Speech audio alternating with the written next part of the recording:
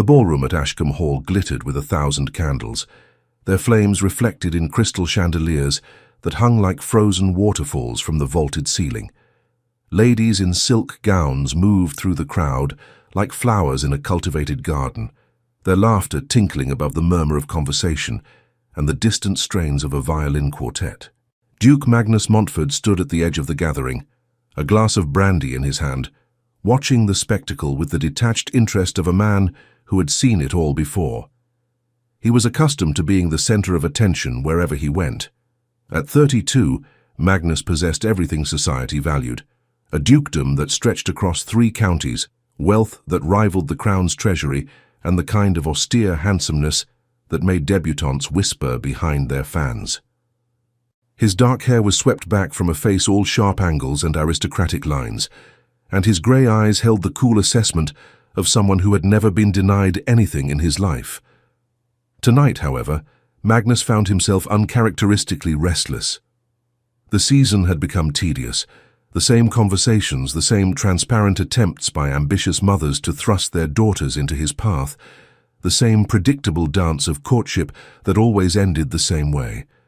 He took what he wanted, when he wanted it, and the world arranged itself accordingly. "Your Grace, might I introduce my daughter, Miss Arabella Hartwick?" A woman in puce silk materialized at his elbow, pushing forward a blonde girl who curtsied so deeply she nearly toppled over. Magnus offered the barest inclination of his head. Charmed. The girl blushed crimson and stammered something unintelligible. Her mother beamed as though he had just proposed marriage. Magnus suppressed a sigh and turned away, scanning the room for escape. That was when he saw her.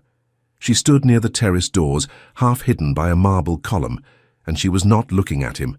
That alone was remarkable. Every other woman in the room had her eyes fixed on him with varying degrees of subtlety, but this one seemed entirely absorbed in her conversation with an elderly gentleman whom Magnus recognized as Lord Pemberton, a notorious bore who could speak for an hour about crop rotation. The woman was striking rather than beautiful in the conventional sense. Her hair was a deep auburn, pulled back in a simple style that revealed the elegant line of her neck. Her dress was well made but not extravagant, a deep emerald silk that complemented her coloring without calling undue attention. What caught Magnus's interest was the way she carried herself, with a quiet dignity that suggested she was perfectly content in her own company. "Who is that?" he asked his companion, Lord Ashford, who was hosting the evening's entertainment. Ashford followed his gaze. "Ah, that's Miss Elizabeth Whitmore, daughter of the late Sir Geoffrey Whitmore. Good family, though they've fallen on harder times since his death. The estate went to a cousin, I believe. She lives with an aunt in Kent now. Why haven't I seen her before? She rarely comes to town. This is only her 2nd season, and she didn't attend many events during her first. Her mother passed when she was young, and there's no fortune for a dowry to speak of." Ashford gave him a knowing look. "Not your usual quarry, Magnus." Magnus didn't respond. He was already moving through the crowd, drawn by an impulse he didn't fully understand. As he approached, Lord Pemberton was in full flow about the merits of 4-field crop rotation versus the traditional 3-field system. The woman listened with apparent genuine interest, asking questions that suggested actual knowledge of agriculture. "Lord Pemberton," Magnus interrupted smoothly, "might I steal Miss Whitmore for a dance?"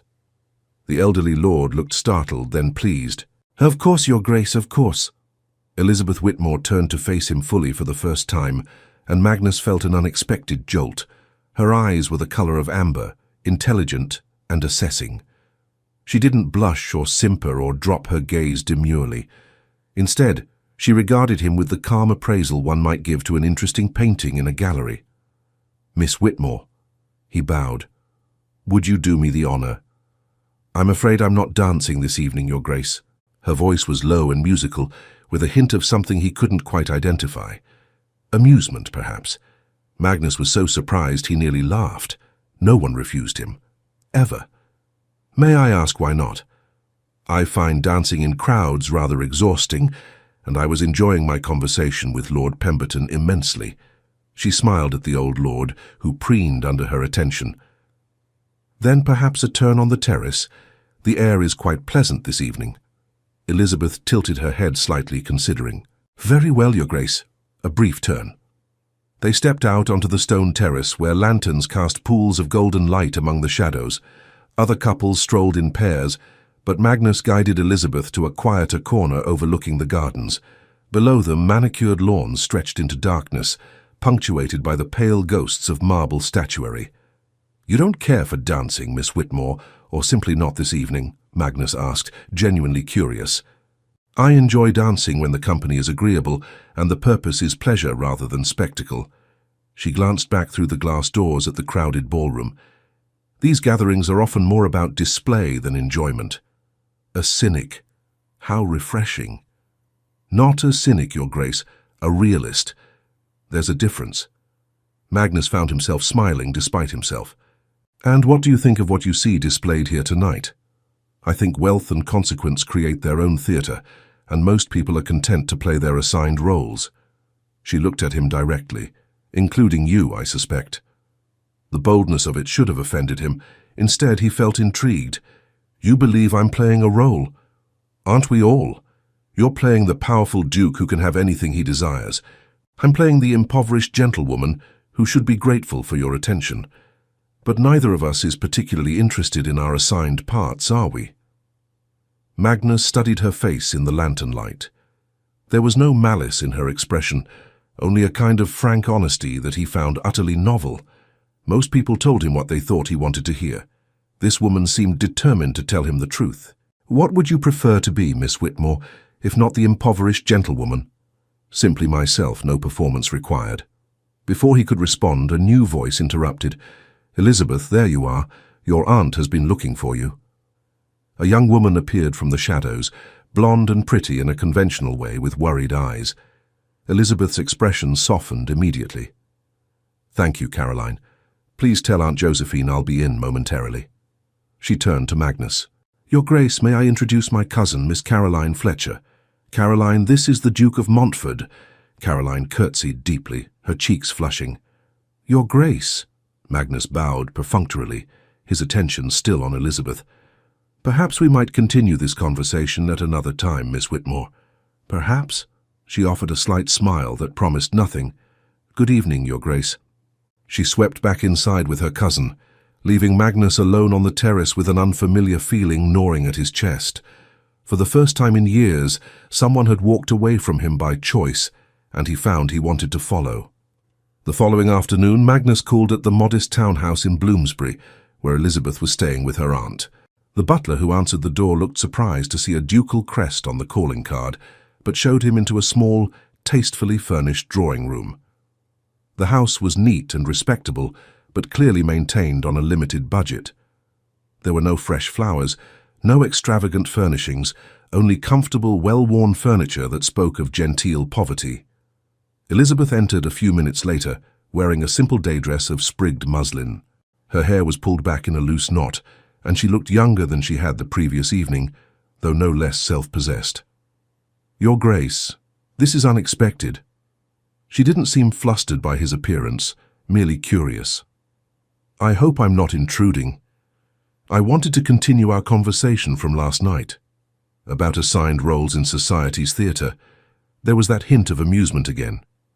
Please, sit down. Shall I ring for tea?" "If you like." She rang the bell and they sat in chairs facing each other across a low table. An elderly maid brought in a tea service that had clearly seen better days, though everything was spotlessly clean and properly arranged. "You must forgive our humble accommodations," Elizabeth said as she poured, her movements graceful and precise.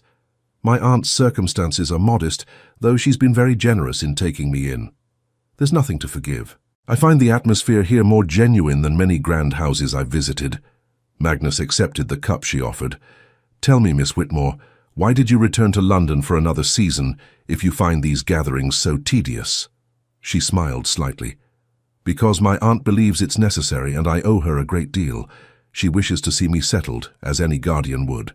The fact that I have no fortune makes the endeavour more challenging, but she remains optimistic."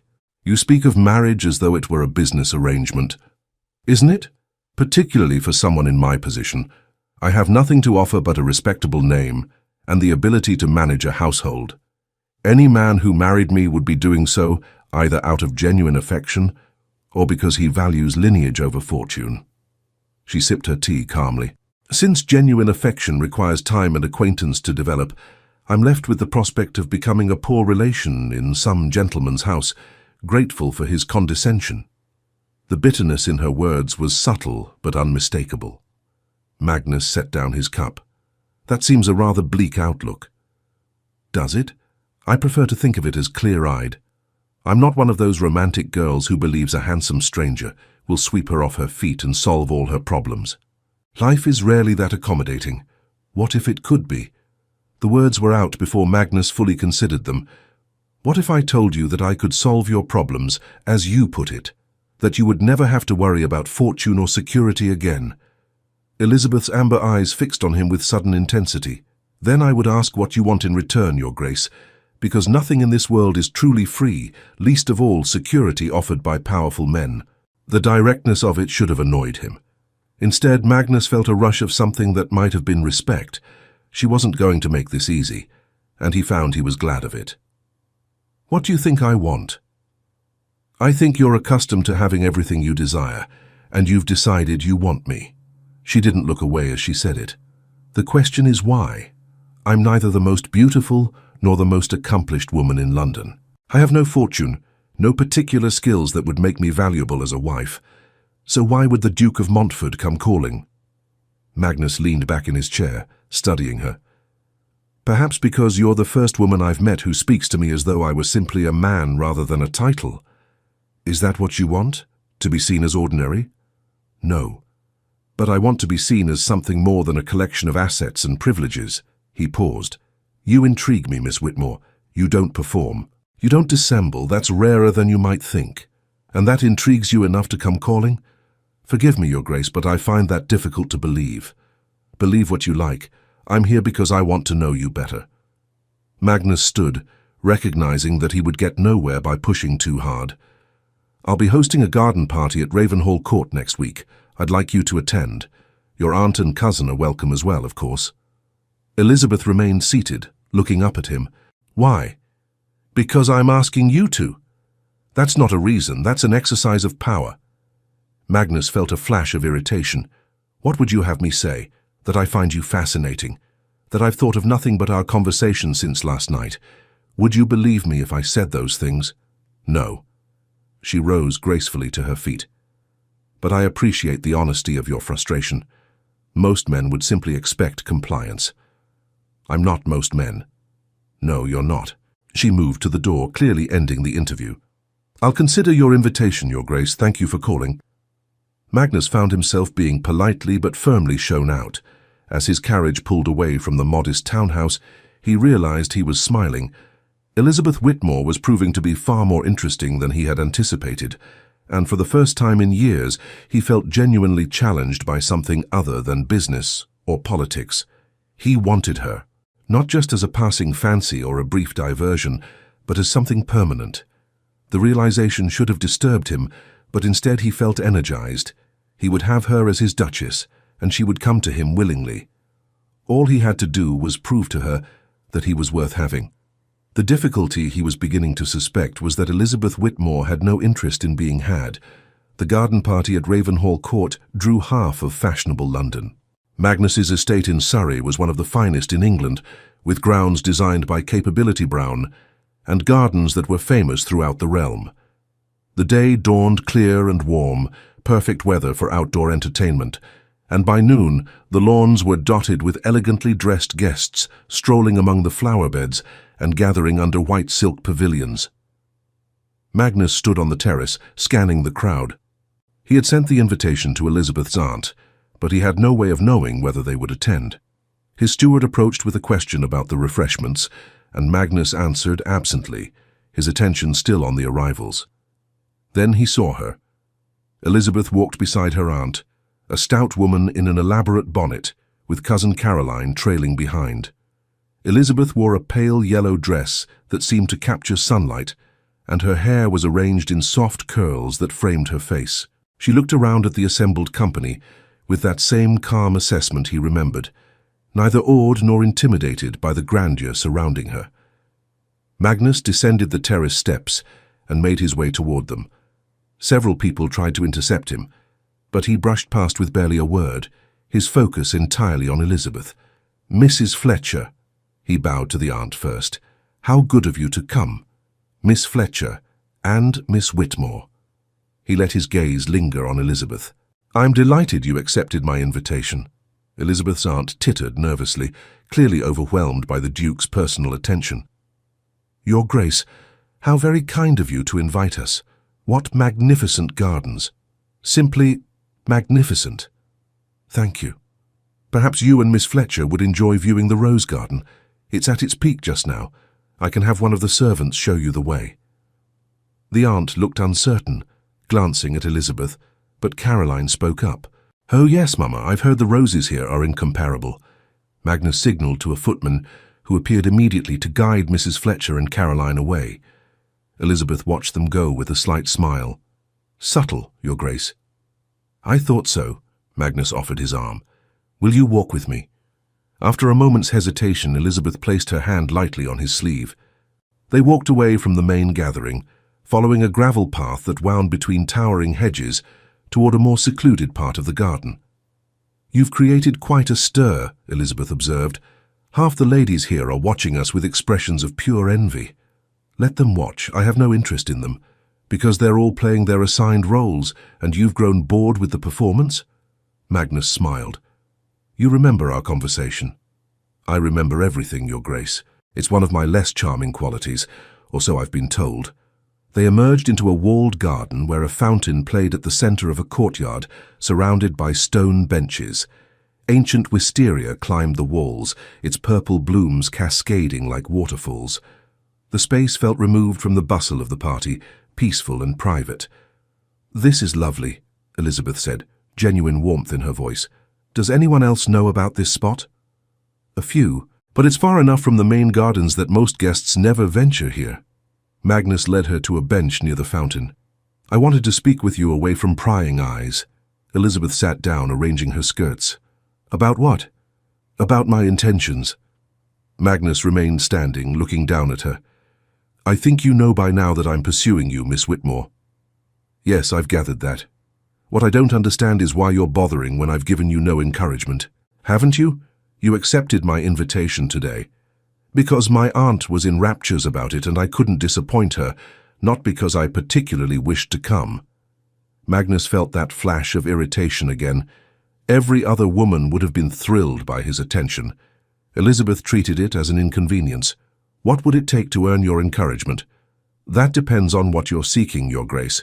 If you want a mistress, I'm not available. If you want a wife, you should know I won't be one who simply decorates your household and produces heirs while you go about your business." "What kind of wife would you be?" "A partner. Someone with her own thoughts and opinions, who expects to be consulted rather than merely informed of decisions." She met his eyes steadily. "I realize that's not what most men of your station want." "You think you know what I want? I think you want someone who will challenge you because you've grown bored with easy conquests. But I don't think you've truly considered what it means to have a wife who won't simply defer to your every wish." Magnus sat down beside her on the bench, close enough that their shoulders nearly touched. "Perhaps you underestimate me. Perhaps you overestimate yourself." But there was no heat in her words, only that infuriating calm. "Your Grace, I appreciate that you find me interesting. But interest fades. What happens when you tire of my refusal to perform according to your expectations?" "What makes you think I'll tire of it?" "Because everyone tires of resistance eventually. They either break it or walk away." Magnus turned to face her fully. "I have no desire to break you, Miss Whitmore, but I won't walk away either." For the first time, he saw a flicker of uncertainty in her expression. "Why not?" "Because I've never met anyone like you. Because you make me think about things I've taken for granted my entire life. Because when you speak to me, I feel like I'm having an actual conversation rather than performing in someone else's theater." He reached out and took her hand, felt her stiffen but not pull away. "I want you as my wife, Elizabeth. Not as some ornament or acquisition, but as a true partner." She looked down at their joined hands. You say that now. But marriage is long, Your Grace, and feelings change. Some feelings do, others deepen. Magnus squeezed her hand gently. Give me a chance to prove it to you. Why should I trust you? You're a duke. You could have any woman in England. Why would you choose someone like me with nothing to offer? Because you have everything I want: intelligence, honesty, dignity, the courage to be yourself in a world that demands constant performance. He paused. And because I think, despite your best efforts to the contrary, you're attracted to me as well. Elizabeth pulled her hand away, standing abruptly. Attraction isn't enough. It's a start. She turned to face him, and he saw something fierce in her expression. If I agreed to consider your proposal, which I'm not saying I will, I would need to know that you understand what you're truly asking for. I'm not some docile, biddable girl who will smile prettily and never voice an objection. I have opinions about politics, about social reform, about matters that ladies are supposed to find too complex for their delicate minds. I read philosophy. I have thoughts about how estates should be managed. I won't be silent and decorative. Magnus rose to stand before her. I don't want you silent and decorative. You say that now. And I'll say it in a year, in 10 years, in 50 years, if we're both blessed to live that long. He reached out slowly, giving her time to move away, and cupped her face in his hand. Test me, Elizabeth, challenge me, argue with me. I promise you I won't break. She stared up at him, and for a moment he thought she might lean into his touch. Then she stepped back, breaking contact. I need time to think. Take all the time you need. Magnus dropped his hand. But know that I'm not giving up. You're not accustomed to hearing no, are you, Your Grace? No, he admitted. But I'm learning. Elizabeth smiled then, a real smile that transformed her face. Perhaps there's hope for you yet. They walked back to the party in companionable silence. Magnus saw the speculative looks from other guests, the whispers behind fans, but he ignored them. Let them talk. Elizabeth was worth any amount of gossip. As he watched her rejoin her aunt and cousin, he felt something shift in his chest. This wasn't just about wanting her anymore. This was about needing her, about the future he could envision with her at his side. The realization should have frightened him, but instead it felt right. He would have Elizabeth Whitmore as his Duchess, and he would become the kind of man worthy of having her. The summer progressed in a series of carefully orchestrated encounters. Magnus found reasons to call at the Bloomsbury house, to send invitations to concerts and exhibitions, to appear at social events he knew Elizabeth would attend. He courted her with a persistence that bordered on obsession, but he was careful never to push too hard, never to demand more than she was willing to give. Elizabeth, for her part, seemed torn between attraction and caution. Magnus watched her watch him, saw the way her eyes followed him across crowded rooms, even as she maintained her careful distance. She asked him questions, probing questions about his life and his beliefs, testing him as she had promised she would. One evening at the theatre, Magnus arranged for them to have adjoining boxes. During the interval, he invited Elizabeth and her aunt to join him for refreshments. Mrs. Fletcher was easily distracted by an old friend, leaving Magnus and Elizabeth alone at the back of the refreshment room. "You're very persistent, Your Grace," Elizabeth said, accepting a glass of lemonade from him. "I prefer to think of it as determined." "There's a fine line between determination and obsession. Which side of that line am I on?" She considered him over the rim of her glass. "I haven't decided yet," Magnus laughed. "Honest as always. Would you prefer I lie?" "Never." He moved closer, lowering his voice. "What will it take, Elizabeth? What do I need to do to convince you I'm sincere?" "Time, perhaps, and proof that you mean what you say." "What kind of proof?" "Show me who you are when no one is watching. When you're not the Duke of Montfort, but simply Magnus. Can you even do that? Or has the performance become so ingrained that you've forgotten there's a person beneath the title?" The question struck deeper than she perhaps intended. Magnus thought about the life he had led, the expectations he had always met, the role he had inhabited for so long. He sometimes wondered if there was anything else. Who was Magnus Montfort without the title, the wealth, the power? Did that person even exist anymore? "I don't know," he admitted. "But I'd like to find out." Something softened in Elizabeth's expression. "That's the most honest thing you've said to me yet." They were interrupted by Mrs. Fletcher's return, and the rest of the evening passed in conventional pleasantries. But as Magnus lay in his bed that night, he thought about Elizabeth's words. Who was he without the armor of his position? The question haunted him in a way nothing had in years. The next morning, he did something unprecedented. He dismissed his carriage and walked to Bloomsbury alone, wearing a plain coat and hat that would attract no particular attention. The butler who answered the door at Elizabeth's aunt's house looked startled to see the Duke arriving on foot and without attendants. "Is Miss Whitmore receiving visitors?" Magnus asked. "I'll inquire, Your Grace." Magnus waited in the small drawing room, feeling unaccountably nervous. A few minutes later, Elizabeth appeared wearing a simple morning dress, her hair loosely braided over one shoulder. "Your Grace, this is a surprise." She glanced out the window at the empty street. "Did you walk here?" "Yes. You said you wanted to see who I am without the performance. I thought I'd start by arriving without all the trappings of my position." Elizabeth studied him for a long moment, then smiled. "That's quite a gesture, though you might have warned me. If I'd known we were dispensing with formality, I would have offered to meet you somewhere less constrained by propriety." "Such as?" "Somewhere we could have a real conversation without worrying about what my aunt or the servants might overhear." She glanced toward the door. "As it is, we're being chaperoned whether we like it or not." Magnus made a decision. "Then come for a drive with me. Not in my ducal carriage, but in something simpler. We can go to Richmond Park, walk among the trees and talk without an audience. That would be highly improper." "Probably. Will you come anyway?" Elizabeth bit her lip, clearly tempted. "If I'm caught in an unchaperoned outing with you, my reputation will be ruined. Then I'll marry you immediately and make it all respectable."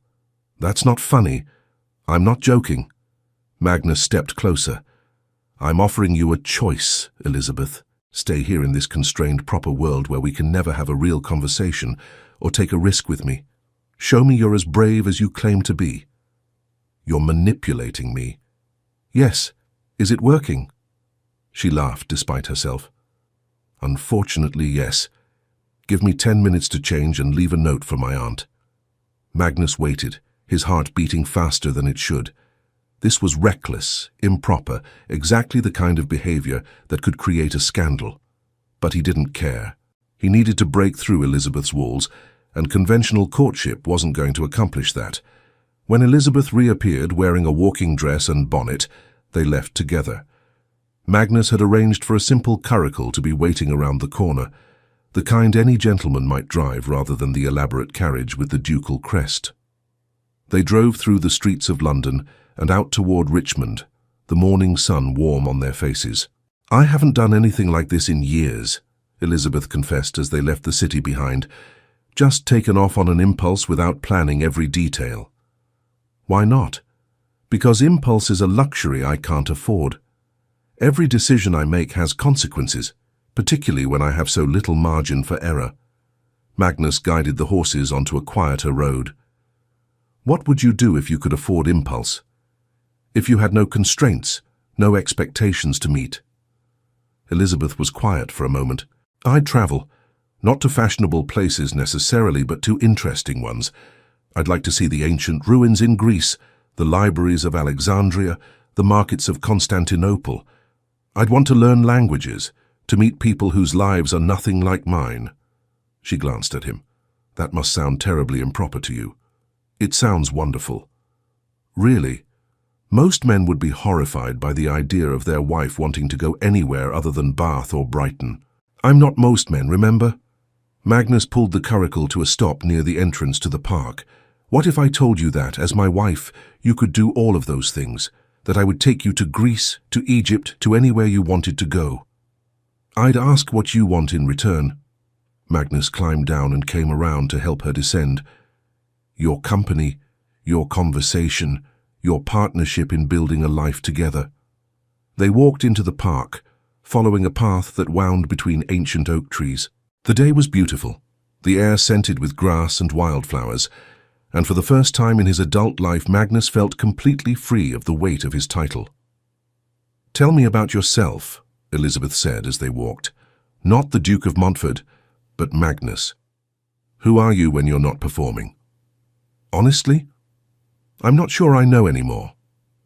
Magnus plucked a long blade of grass as they walked. "I inherited my title when I was 21. My father died suddenly, and I went from being a second son preparing for a career in the military to being a duke overnight. Everything changed. Every conversation, every interaction, every relationship became colored by my position. That must have been lonely." "It was. It is." He looked at her. "Until I met you. We barely know each other, Your Grace." "Magnus, please. When we're alone like this, call me Magnus." Elizabeth smiled slightly. "Very well, Magnus. But my point stands. You've idealized me in your mind. You don't really know who I am." "Then tell me. I want to know everything." They walked for hours, talking about their childhoods, their dreams, their fears. Elizabeth told him about growing up with a father who encouraged her education, about the libraries he let her raid, about the conversations they had about philosophy and politics over dinner.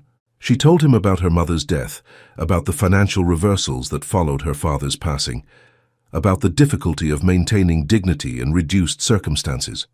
Magnus, in turn, found himself revealing things he had never told anyone, about the pressure of his position, the constant awareness that every decision affected thousands of people, about the loneliness of power, the way people related to his title rather than to him, about his growing sense that the life he was leading wasn't really his own. "I understand that feeling," Elizabeth said quietly. They had stopped near a small pond where ducks paddled among lily pads. "Of being trapped by circumstances beyond your control, of playing a role that doesn't quite fit, but you haven't let it define you. You've maintained your sense of self." "Have I? Sometimes I wonder. Sometimes I think I'm just as much of a performer as anyone else. I perform being content with my circumstances. I perform being the dutiful niece who's grateful for charity. I perform being the sensible woman who doesn't dream of impossible things." Magnus reached out and took her hand. This time, she didn't pull away. "What impossible things do you dream of?" Elizabeth looked down at their joined hands. "Love. Real love. Not a convenient arrangement. A partner who sees me as an equal. Children who grow up knowing they're valued for who they are, not what they represent." She raised her eyes to his. "A life that's mine to shape, not one dictated by obligation and circumstance. I can give you that life. Can you? Or are you just another circumstance I'd have to bend myself around?" Magnus pulled her closer, his heart hammering. "Let me prove it to you. Marry me, Elizabeth. Not because I'm a duke, or because it would solve your financial problems. Marry me because we could build something real together." "Magnus, I love you." The words came out before he could stop them, raw and honest. "I know it's too soon. I know you'll say I can't possibly love someone I barely know. But I do. I love your honesty, your courage, your refusal to be anything other than yourself. I love the way you challenge me, the way you make me think about who I am and who I want to be. I love—" Elizabeth put her fingers against his lips, silencing him. "Stop. Please stop." Magnus froze, uncertain. Had he pushed too hard, revealed too much? "I need you to understand something," Elizabeth continued, her voice shaking slightly. "If I accept you, if I agree to be your wife, I will not change who I am. I will not become someone who stands silently at your side and never voices an opinion. I will argue with you. I will disagree with you.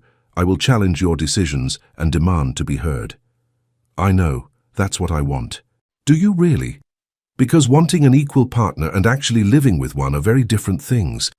What happens the first time I disagree with you publicly? What happens when I voice an opinion that contradicts yours in front of your peers? Will you still love me then, or will you expect me to defer to your superior judgment?" Magnus caught her hand, pulling it away from his mouth, but keeping hold of it. "I will still love you. I promise you that. You can't know that." "Then let me prove it. Give me a chance, Elizabeth. Marry me. Put me to the test every single day if you need to. I won't fail you." Elizabeth stared up at him, and Magnus could see the war being waged behind her eyes. Fear and hope, caution and desire, all battling for dominance. Finally she spoke, her voice barely above a whisper. "If I marry you, it won't be because you're a duke. It won't be because you can solve my financial problems or give me security. It will be because I believe you when you say you want a partner, because I believe we could build something real together." Magnus's breath caught. "Does that mean—" "It means I'm willing to try." "But Magnus—" She gripped his hand tightly.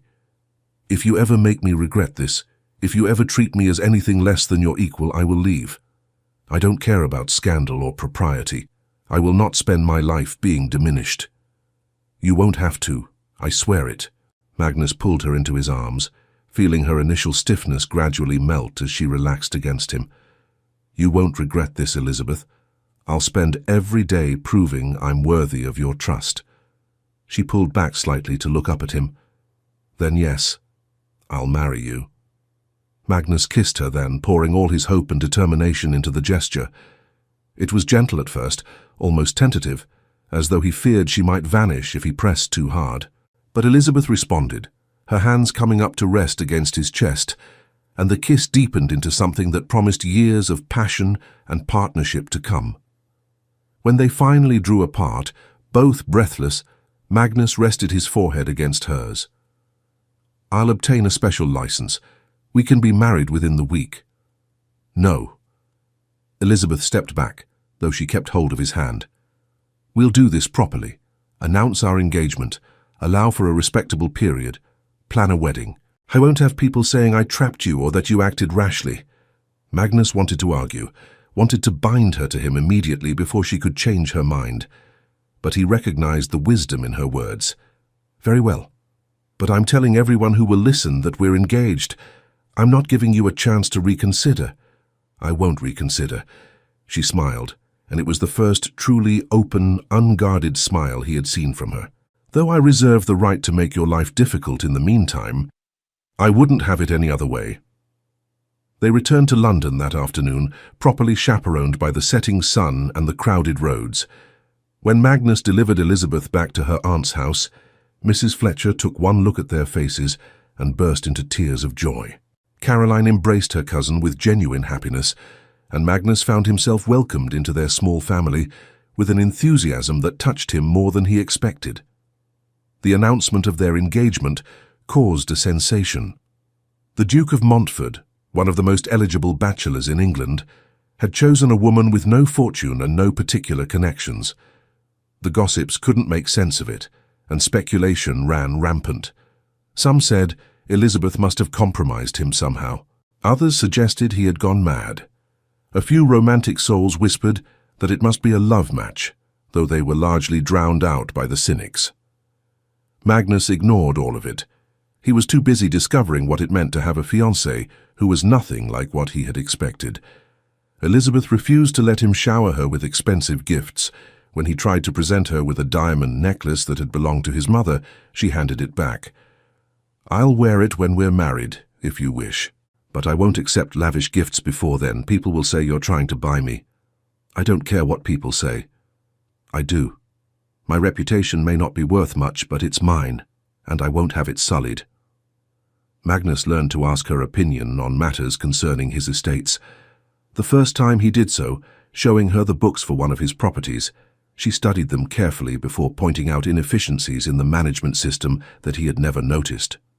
Her suggestions were practical and well-reasoned, and when he implemented them, yields improved. He learned that she had strong opinions about tenant welfare. When they visited one of his estates together, Elizabeth insisted on meeting with the tenant families, much to the surprise of his steward. She asked about their children's education, about access to medical care, about the condition of their cottages. Afterward, she presented Magnus with a list of improvements she thought necessary. "The Johnsons' roof is leaking, and they have 3 small children. The Martins need help clearing the drainage ditch near their field, or they'll lose half their crops to standing water. And we need to establish a proper school for the estate children. They're growing up illiterate, and that's unconscionable." Magnus looked at the list, then at Elizabeth. Any other woman of his acquaintance would have praised the beauty of the estate and ignored the practical realities. Elizabeth saw the people, not just the property. "I'll have the steward address all of this immediately." "Thank you." She touched his arm gently. "This is what I meant about being partners. You have the power to improve lives. I want to help you use it well." Magnus pulled her into his arms, there in the privacy of the estate library. "Have I told you today that I love you?" Twice before noon, actually, but she was smiling as she said it. "Though I don't mind hearing it again. I love you, and I'm in awe of you." "Don't be in awe, just be with me." Elizabeth kissed him softly. "That's all I ask." But not everything was smooth sailing during their engagement.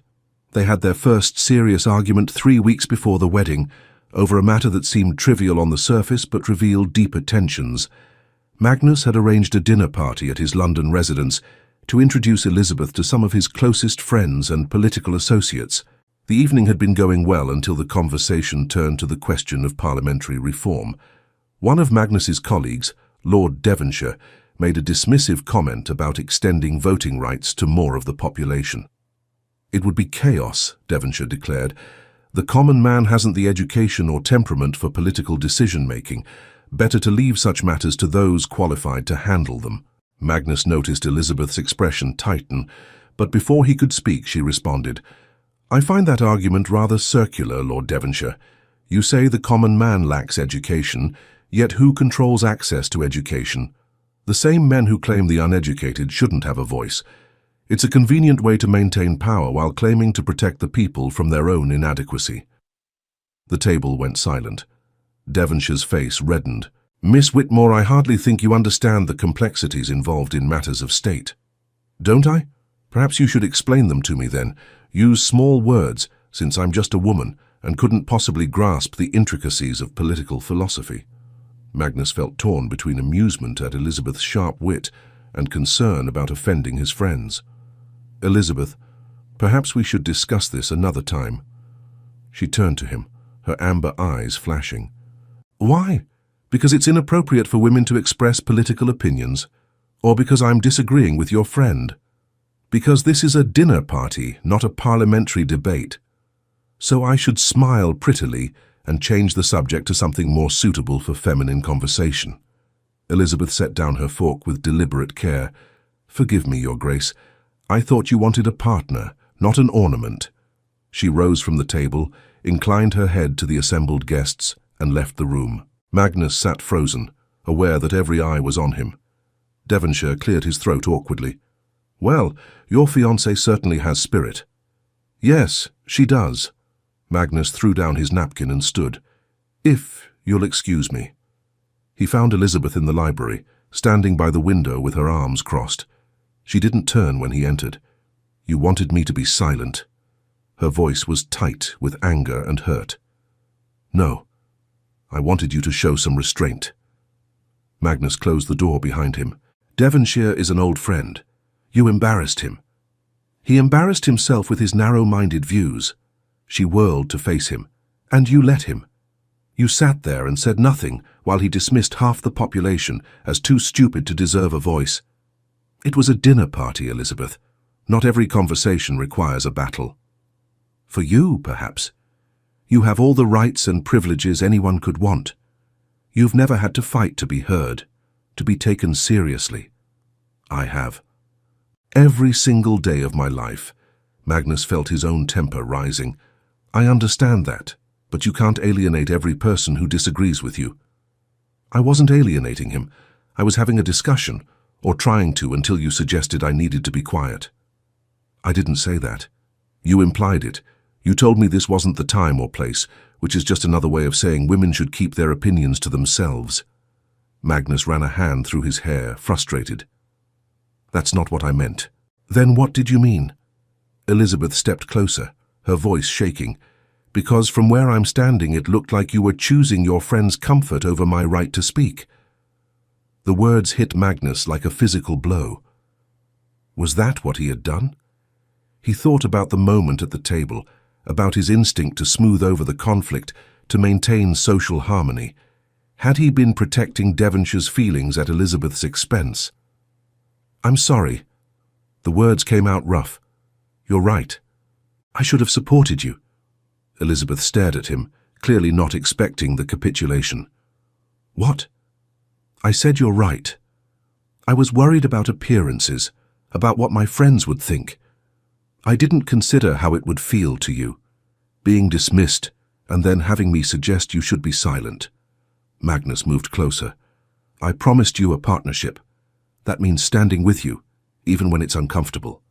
Some of the anger drained from Elizabeth's expression. "I don't expect you to agree with everything I say, but I need to know you'll defend my right to say it. I will, I promise." Magnus reached for her hands. "I'm learning, Elizabeth. I've never done this before, never had to consider how my words and actions affect someone I love as an equal. I'm going to make mistakes." "I know, I will too." Elizabeth squeezed his hands. "But we have to be honest with each other when it happens. We can't let resentments build." "Agreed." Magnus pulled her into his arms. "For what it's worth, you were magnificent tonight. Devonshire deserved every word you said to him." He felt Elizabeth laugh against his chest. "You're only saying that because you're afraid I'll call off the wedding." "No, I'm saying it because it's true." He tilted her face up to look at him. "Though I would be terrified if you called off the wedding. You're the best thing that's ever happened to me." They returned to the dinner party together, and though the rest of the evening was somewhat strained, Magnus made a point of bringing Elizabeth into every conversation, of asking her opinion, of making it clear that he valued what she had to say. He saw his friends watching, reassessing, beginning to understand that Elizabeth wasn't simply going to be a conventional duchess. Let them adjust, Magnus thought. He had chosen his partner, and he would support her, even when it meant challenging the comfortable assumptions of his world. The weeks leading up to the wedding flew by in a blur of preparations and negotiations. Elizabeth insisted on reviewing the marriage settlement herself. Much to the astonishment of Magnus's solicitor, she wanted to understand exactly what she was agreeing to, what rights she would retain, what provisions would be made. "Most ladies leave these matters to their male relatives," the solicitor said nervously. "I'm not most ladies." Elizabeth turned to Magnus. "I want a quarterly allowance that I control completely, without having to ask your permission for every expenditure. Done. And I want assurance that if we have children, I'll have equal say in their upbringing and education. Of course. And I want it written into the settlement that I'm to be consulted on all major decisions regarding the estates, particularly those affecting tenant welfare." The solicitor sputtered. "Your Grace, that's most irregular." "It's fine," Magnus interrupted. "Write it exactly as Miss Whitmore has requested." When they were alone after the meeting, Elizabeth turned to him with suspiciously bright eyes. "Thank you for not fighting me on any of that." "Why would I? They're reasonable requests." Magnus pulled her close. "I meant what I said about partnership. That means something more than just pretty words. It means giving you real power, real say in our life together." "I know. And that terrifies me." "Why?" "Because now I have no excuse if things go wrong. I've gotten everything I asked for. If we're not happy, if this marriage fails, I'll have no one to blame but myself." She looked up at him, vulnerable in a way he rarely saw. "What if I'm not enough, Magnus? What if partnership isn't enough?" Magnus cupped her face in his hands. "You're enough. You'll always be enough. And yes, partnership will require work. We'll fight sometimes, we'll frustrate each other, but we'll do it together, and that makes all the difference." The wedding took place on a golden afternoon in early autumn. The ceremony was held at the Duke's private chapel on the Eldermere House estate, a beautiful stone building surrounded by ancient trees. Elizabeth wore a simple gown of ivory silk, and Magnus thought she had never looked more beautiful. As he watched her walk down the aisle toward him, he felt something shift in his chest. This wasn't about duty or dynasty or producing heirs, though those things would come. This was about love, about choosing to build a life with someone who challenged him, inspired him, made him want to be better. When the vicar asked if he took Elizabeth to be his wife, Magnus's voice rang out, clear and strong. "I do." And when Elizabeth repeated the words back to him, her amber eyes locked on his, he knew he was making the best decision of his life. The wedding breakfast was a smaller affair than many had expected. Magnus had deferred to Elizabeth's wishes for a more intimate celebration, and they were surrounded by close friends and family rather than the massive gathering that would have been traditional for a ducal wedding. As they moved through the crowd, accepting congratulations, Magnus kept Elizabeth's hand in his, unwilling to let her go even for a moment. Late in the afternoon, they slipped away from the festivities and walked together through the gardens of Eldermere House. The grounds were beautiful in the autumn light, the trees beginning to turn gold and crimson. "Are you happy?" Magnus asked, pulling Elizabeth close. "Yes, though I keep waiting for something to go wrong." She smiled ruefully. "I'm not accustomed to getting everything I want. You'd better get accustomed to it. I plan to spend the rest of my life making sure you're happy." "That's a rather large responsibility you're taking on." "Then it's fortunate I enjoy a challenge." They walked in comfortable silence for a while, and Magnus marveled at how right this felt. For the first time in his adult life, he wasn't performing. He was simply being himself, with someone who loved him, not for his title or his wealth, but for who he was beneath all of that. "Magnus?" Elizabeth's voice was soft. "Yes?" "Thank you. For seeing me, for not trying to change me, for being willing to change yourself instead." Magnus stopped walking and turned her to face him. "You changed me before I even realized it was happening. You made me want to be more than just a duke playing his assigned role. You made me want to be a man worthy of your respect." "You already are." "Then I'll spend the rest of our lives earning your love." "You don't have to earn it." Elizabeth reached up to touch his face. "You already have it. You had it the moment you were honest enough to admit you didn't know who you were without your title. That vulnerability, that willingness to question yourself, that's what made me fall in love with you." Magnus kissed her then, there in the garden with the autumn sun warm on their faces and the future stretching before them full of promise. It wasn't a perfect future. There would be challenges, disagreements, moments of doubt, but they would face them together, as partners, as equals, as two people who had chosen each other freely. When they finally returned to the house, the celebration was winding down. Guests were beginning to depart, and Magnus and Elizabeth stood together on the steps, waving farewell. Mrs. Fletcher and Caroline were the last to leave, both tearful at the parting but clearly happy for Elizabeth. "You take care of her," Mrs. Fletcher warned Magnus, wagging her finger at him despite his ducal status. "She's a treasure, and if you ever make her unhappy, you'll answer to me." Magnus smiled. "I promise she's in good hands." After everyone had gone, Magnus and Elizabeth retreated to the private apartments he had prepared for their wedding night. Elizabeth looked around the elegantly furnished rooms with approval. No ostentation, no overwhelming displays of wealth, just comfort and beauty. "I remembered what you said about preferring substance to display." Magnus came up behind her and wrapped his arms around her waist. "Though I confess I wanted to fill the rooms with roses and jewels, and every beautiful thing I could find, just to see your expression." Elizabeth leaned back against him. "I prefer this. It feels like a home, rather than a showplace." They spent their first night as husband and wife talking until the candles burned low, sharing dreams and fears and hopes for the future. Magnus told her about his plans to reform the management of his estates, to implement the changes she had suggested about tenant welfare and education. Elizabeth shared her ideas about establishing schools and improving healthcare access for the people who lived on their lands. "We could actually make a difference," she said, her eyes bright with enthusiasm. "We have the resources, the influence. We could show other landowners that treating people well isn't just morally right, it's practically sound." Magnus loved watching her like this, animated and passionate about making the world better. "Then, that's what we'll do, together." The following months proved to be both challenging and rewarding. True to her word, Elizabeth involved herself in every aspect of managing the estates. She visited tenants regularly, established a school for their children, and consulted with doctors about improving healthcare access. Some of Magnus's neighbors disapproved of such an active duchess, but Magnus didn't care. He was too busy watching his wife transform their lands into a model of progressive management.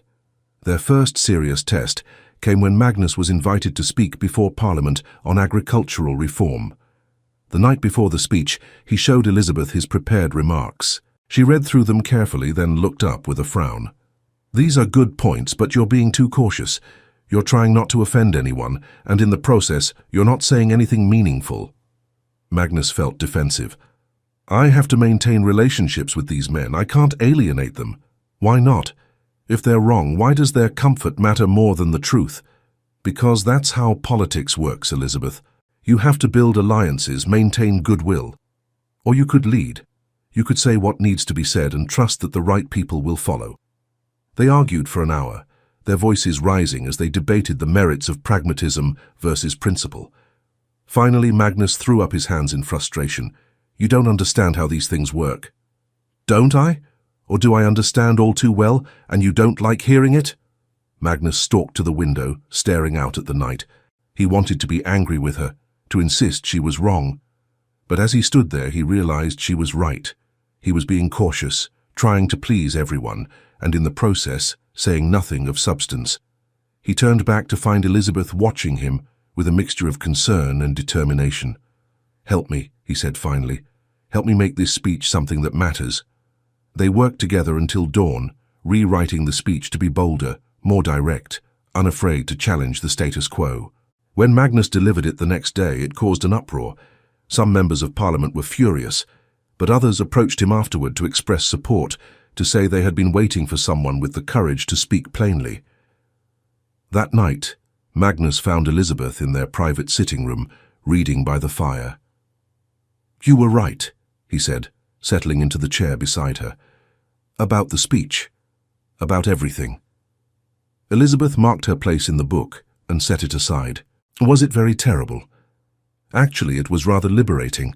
I've spent so much of my life trying to keep everyone happy, trying to maintain the status quo. Speaking my mind felt like breaking free." "Good." She reached over and took his hand. "Because that's who I need you to be. Not the Duke who plays it safe, but the man who stands for something, even when it's difficult. I couldn't do it without you."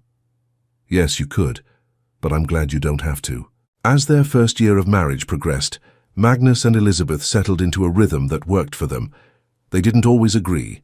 They argued regularly, sometimes fiercely, about everything from estate management to social policy, to which rooms in the house needed redecorating. But they always listened to each other, always worked toward compromise, always remembered that they were partners. Magnus found himself changing in ways he never expected. He became more willing to question assumptions, to challenge traditions that didn't serve any useful purpose. He started consulting Elizabeth on everything, valuing her perspective even, especially, when it differed from his own. Elizabeth blossomed in her role as Duchess. She used her position to advocate for causes she cared about, from education reform to improved working conditions for labourers.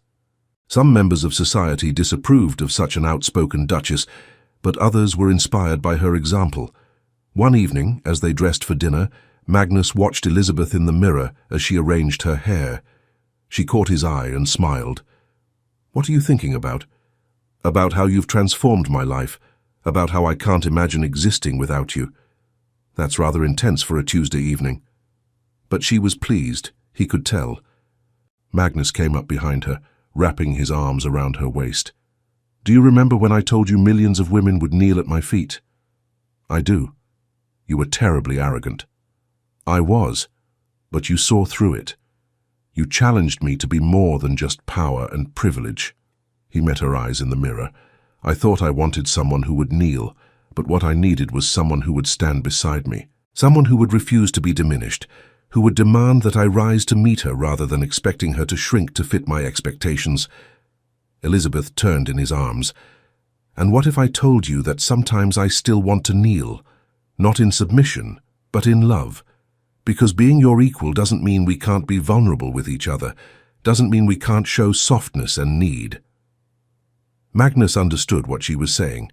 Partnership didn't mean constant strength, constant assertion. It meant being able to show weakness, to ask for support, to lean on each other when necessary. "Then I would kneel with you," he said softly. "Because that's what partners do. We lift each other up when we're strong, and we hold each other when we're not." They stood there together, wrapped in each other's arms, and Magnus felt profound gratitude for the journey that had brought them here. He had started out thinking he wanted someone to possess, to control. Instead, he had found someone who insisted on being his equal, and in doing so had helped him become more than he ever could have been alone.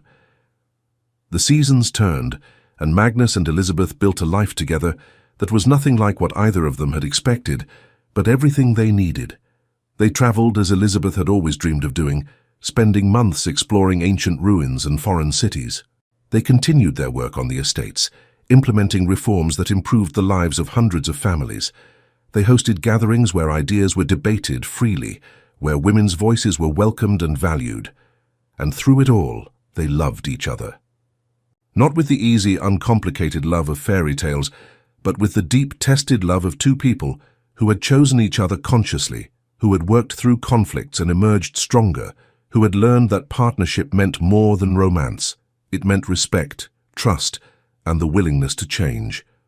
One afternoon, nearly 2 years into their marriage, Elizabeth found Magnus in the library at Ravenhall Court.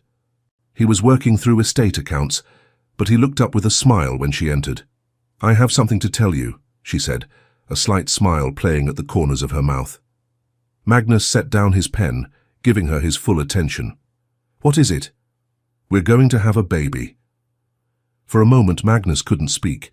Joy flooded through him, mixed with a touch of fear. A child, their child, someone they would raise together, who would grow up seeing a true partnership between parents, who would learn that love didn't require submission or dominance, but mutual respect and support.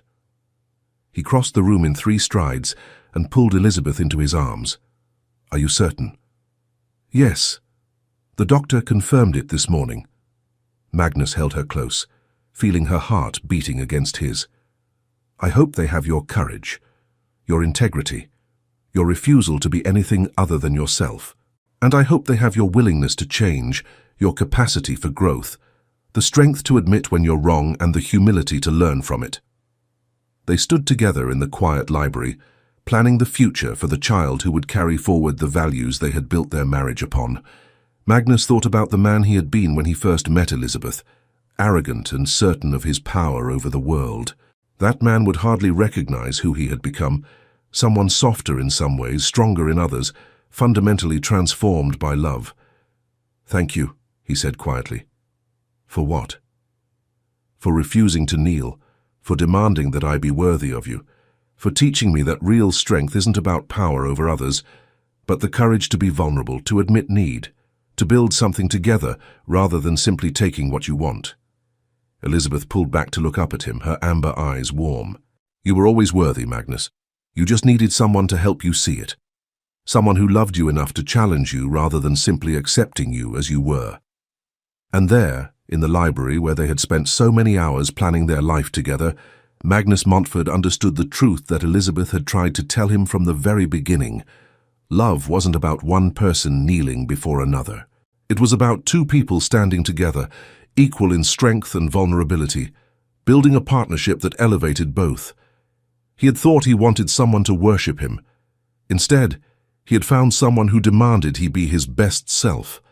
And that, he realized, was the greatest gift anyone had ever given him. The years that followed brought their share of challenges. Elizabeth's labor was difficult, and Magnus spent terrifying hours pacing outside her room, helpless in a way his power and wealth couldn't remedy. But when he finally held their daughter in his arms, a tiny, perfect creature with Elizabeth's amber eyes and a fierce grip that already suggested her mother's determination, he felt his heart expand in ways he hadn't known possible. They named her Eleanor, after Elizabeth's mother, and she grew up in a household where conversations were encouraged, where questions were welcomed, where her parents treated each other with respect and affection. When Eleanor was old enough to understand, Magnus told her about how he had met her mother, about the arrogant declaration he had made, and Elizabeth's perfect response. "Mama didn't kneel?" Eleanor asked, delighted. "No, she didn't. She stood her ground and made me realize that what I truly wanted wasn't submission but partnership." "And now you love each other?" "Very much." Eleanor looked thoughtful. "When I grow up, I want to find someone who lets me be myself. Like Mama does. Magnus exchanged a glance with Elizabeth, who was listening from the doorway. That's exactly what you should want. Never settle for less. They raised their daughter, and later her younger brother and sister, to understand that love was about equality, respect, and the willingness to grow together. They showed their children through daily example what partnership looked like, parents who consulted each other, who disagreed sometimes but always with respect, who supported each other's dreams and ambitions. Magnus continued his work in Parliament, becoming known as a reformer, willing to challenge tradition when it no longer served a useful purpose. Elizabeth became involved in charitable work, using her position to advocate for education and healthcare access for the poor. Together, they transformed their estates into models of progressive management, proving that treating people well was both morally right and practically effective. And through it all, they loved each other with a depth that only increased with time. The initial passion hadn't faded, but had evolved into something richer, more complex. A love built on shared values, mutual respect, and the countless small moments of partnership that made up a life together.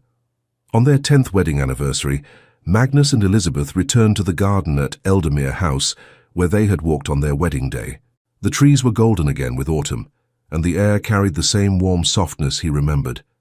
The decade between them had been filled with moments both triumphant and challenging.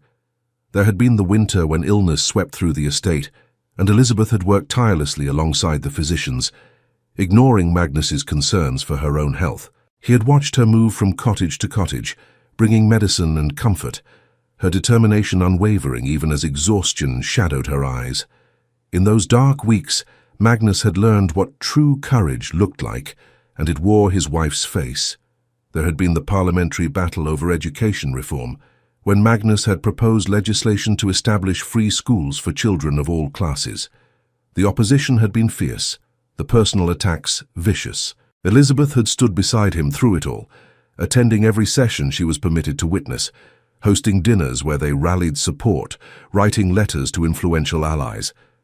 When the bill finally passed, albeit in modified form, Magnus knew the victory belonged as much to her as to him.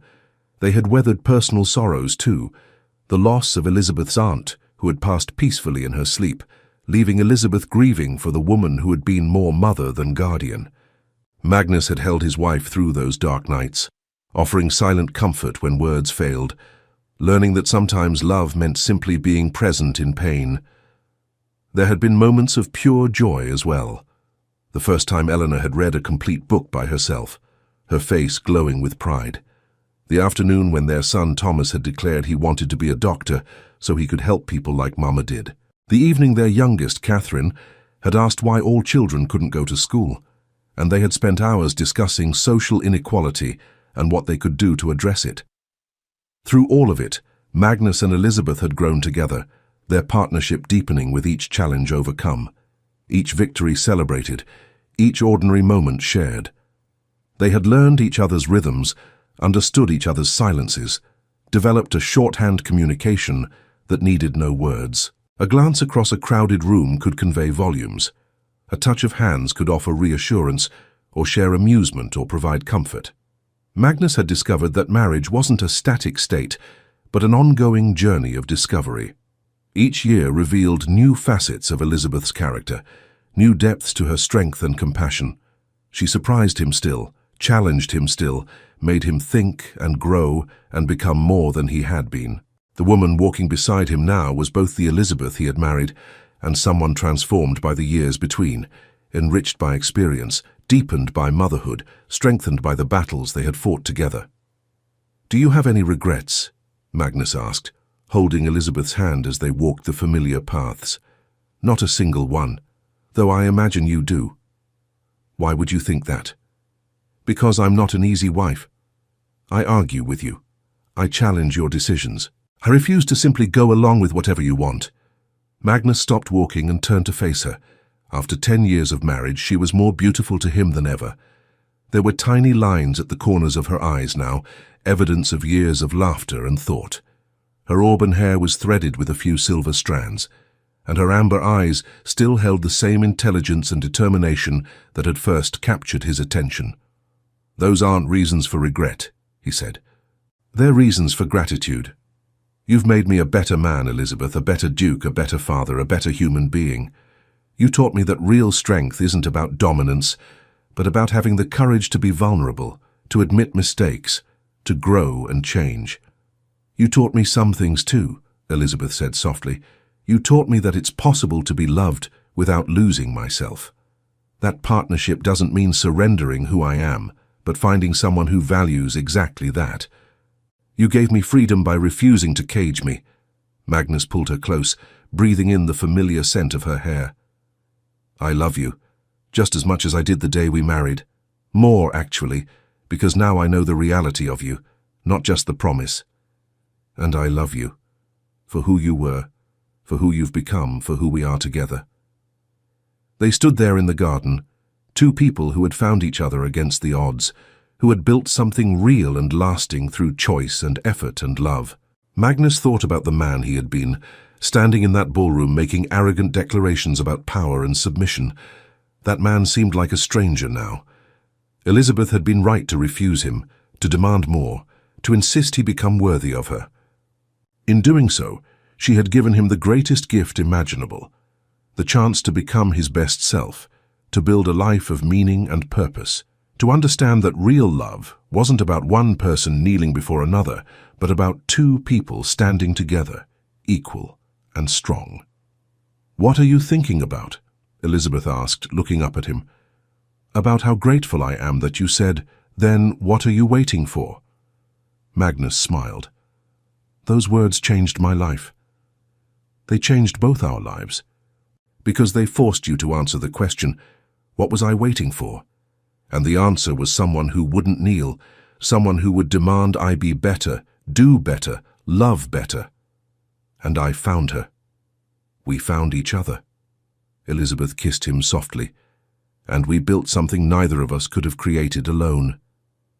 As the sun set over Eldermere House, painting the sky in shades of gold and crimson, Magnus and Elizabeth Montford walked back toward their home, hand in hand. They had weathered storms together, celebrated triumphs together, and through it all had maintained the partnership that was the foundation of their love. Magnus had learned that power wasn't about making others kneel, but about lifting others up. That love wasn't about possession, but about partnership. That the strongest relationships were built not on submission, but on mutual respect and the willingness to change for each other. And Elizabeth had learned that opening her heart didn't mean losing herself. That being loved fully and completely was possible without sacrificing her independence. That partnership meant being seen, being valued, being cherished for exactly who she was. Together they had created a legacy that would outlast them both, a family built on love and respect, estates managed with compassion and wisdom, and a model of marriage that challenged every conventional expectation. Their children would carry forward the values they had lived, that every person deserved dignity and opportunity, that love was about equality, not dominance, that the courage to be vulnerable was the greatest strength of all. As they reached the house, where candlelight glowed in the windows and their children waited inside, Magnus paused and looked back at the garden one last time. He thought about that first conversation with Elizabeth on the terrace at Ashcombe Hall, about her calm refusal to play the role assigned to her, about the journey that had brought them to this moment. The path hadn't always been smooth. There had been seasons of doubt, moments when the weight of responsibility felt crushing, times when they had hurt each other without meaning to. Magnus remembered the argument they'd had after the loss of their second pregnancy, when grief had made them both raw and defensive. He had wanted to fix her pain, to solve it as he solved every other problem, and Elizabeth had needed him to simply sit with her in the sorrow. It had taken weeks for them to find their way back to each other, weeks of careful conversations and tentative reconciliations. But they had emerged from that darkness with a deeper understanding of each other's needs, a more profound appreciation for the fragility and strength of their bond. He thought of the political scandal that had nearly destroyed his reputation when a rival had spread rumors about mismanagement of his estates. Elizabeth had been the one to uncover the truth, spending weeks poring over accounts and interviewing tenants, building an irrefutable case that had vindicated him completely. She had saved him, not because she was obligated to, but because she was his partner in every sense of the word. Magnus thought too of the quieter moments that had defined their marriage. Mornings spent reading side by side in their private sitting room, comfortable in companionable silence. Evenings walking through the gardens, discussing everything from philosophy to estate management to their children's futures. Nights when passion flared between them with an intensity that hadn't diminished with time. When they came together, not just physically but spiritually, two souls truly united. And the countless small kindnesses that made up a life together. Elizabeth bringing him tea when he worked late, Magnus arranging flowers for her writing desk, the notes they left for each other, the inside jokes that made them laugh, the shared glances that said, "I love you," without words. Their marriage had become the foundation upon which everything else was built. The reforms they implemented, the causes they championed, the children they raised, all of it flowed from the partnership they had created. They had proven that a marriage of equals could be not just functional but extraordinary, that two strong individuals could build something greater together than either could achieve alone. "I wouldn't change a single thing," he said quietly. "Not one moment, not one argument, not one challenge. It all brought us here. Even the part where you were insufferably arrogant," Elizabeth teased. "Especially that part, because it gave you the chance to put me in my place. Which you desperately needed." "Which I desperately needed," Magnus agreed. He pulled her close one more time before they went inside. "I love you, Elizabeth Montford, my partner, my equal, my heart."